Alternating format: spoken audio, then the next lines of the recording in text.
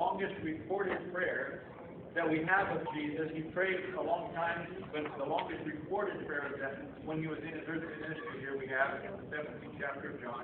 And in the 4th verse, here's what he prayed to the Father. I have glorified you on the earth. I have finished the work you have given me to do. I have finished it. So Jesus not only had an assignment, but he completed his assignment, and he prayed that. And he said, and I glorified you. So, when Jesus finished his assignment, God was glorified.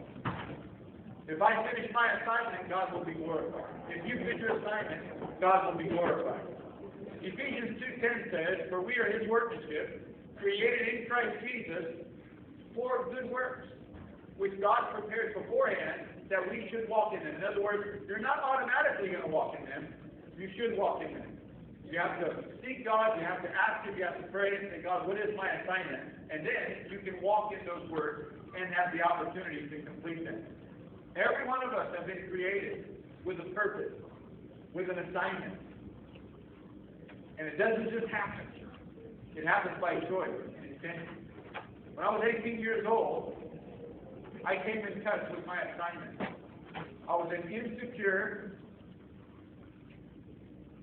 bound teenager. I had problems with lust.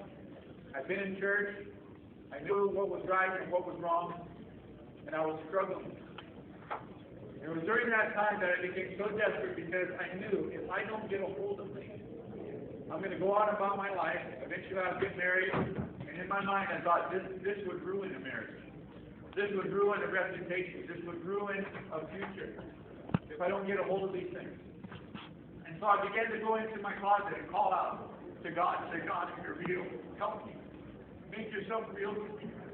Get me out of this. I can't live like this. No confidence whatsoever.